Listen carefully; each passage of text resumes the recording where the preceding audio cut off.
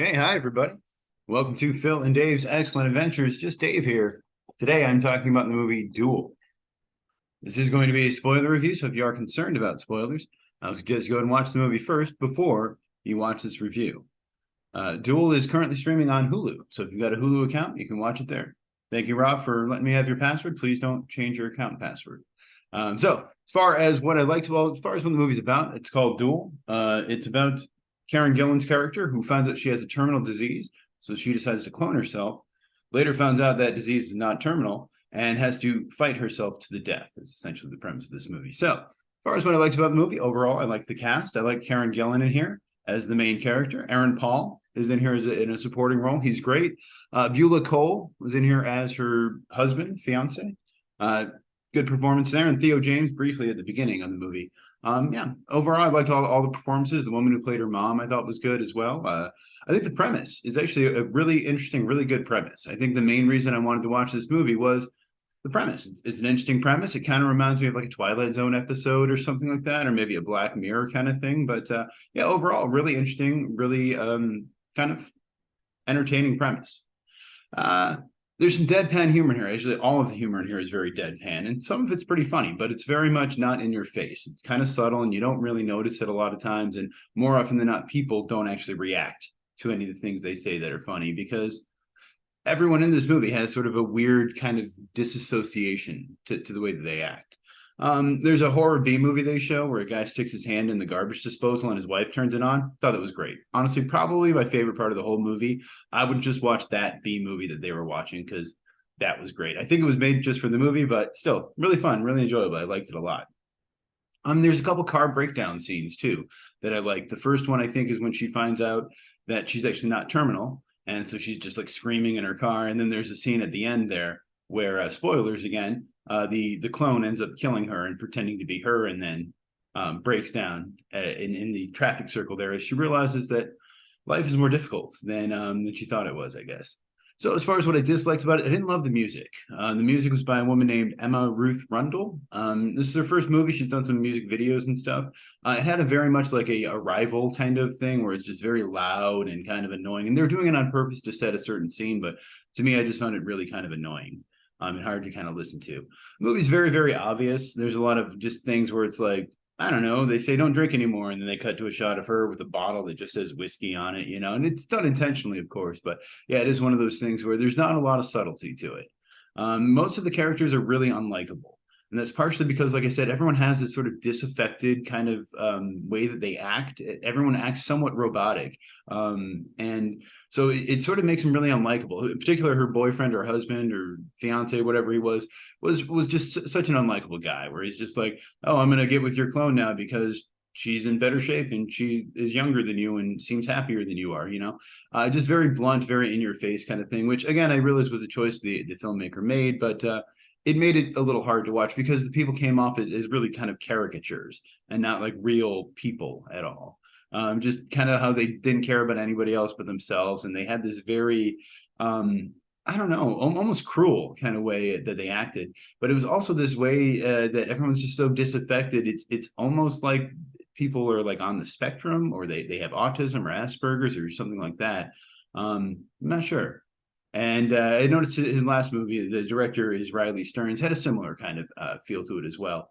And then the ending, I will say I was somewhat dissatisfied by the ending. I kind of realized where it was going to go. And I mean, that's kind of the logical way to take it, I suppose. But at the end of the day, it was a little unsatisfying. I guess I would have rather had the actual character who we've been following for the entire movie be the one who wins and not the other one, the duel, the clone.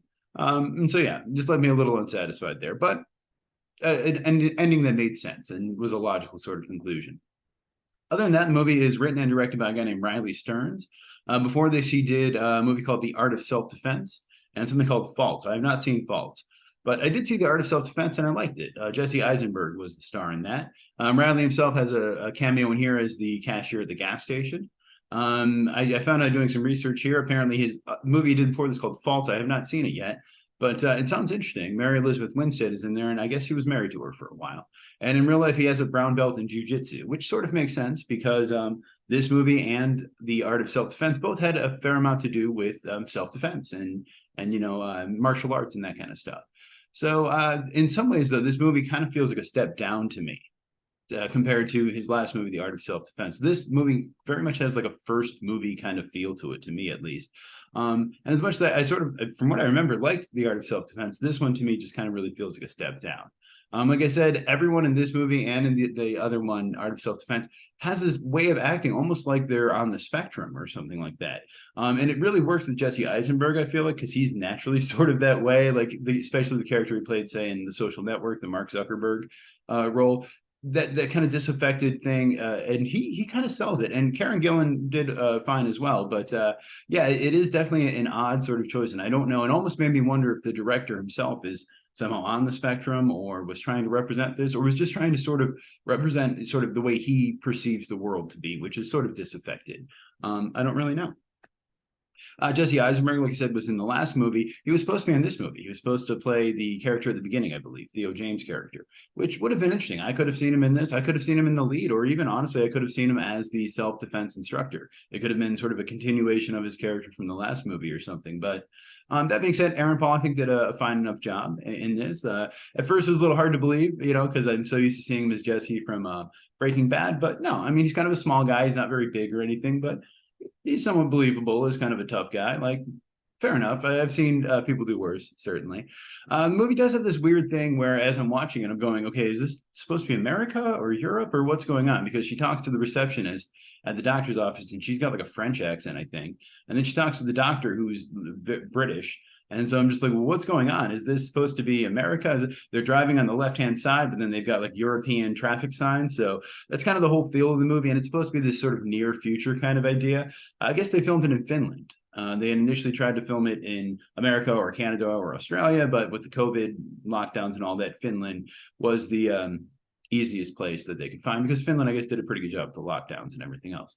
So yeah, there's a little bit of that. You can see there's probably, honestly, only about 10 actors in the movie, I think, total. There might be a couple other extras, but for the most part, not a lot of people in this movie. You don't really need a lot of people.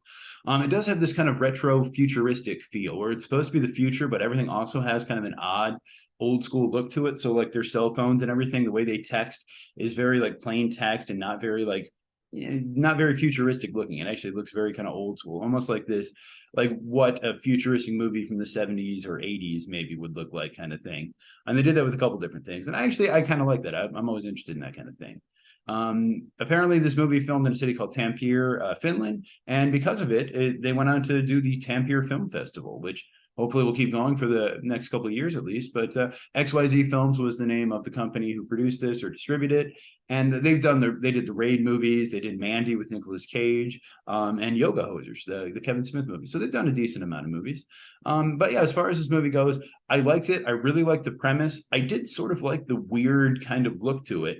But I feel like most people probably would struggle with this movie. It depends. I can't really speak for anyone else, but it definitely has a weird kind of hard to digest kind of feel to it. The humor is kind of hard to understand if you're not into that kind of specific weird kind of offbeat humor.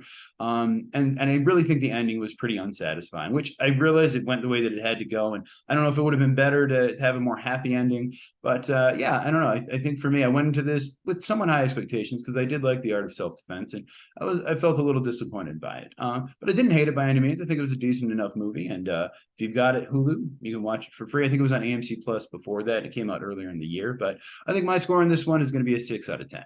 But it was okay, but not great. I don't know if I'd recommend it to most people, but if you like this style of comedy or humor, if you like this kind of movie, something that's kind of a sci-fi premise with a little bit of a twist, like a dark comedy twist, then yeah, I can see people liking it, but I think most people would probably find it a little boring, to be honest. So if you saw the movie, you probably didn't, but if you did, let me know what you think of it down in the comments below. Thank you so much for watching. Hope you have a great night, and I will see you here again next week.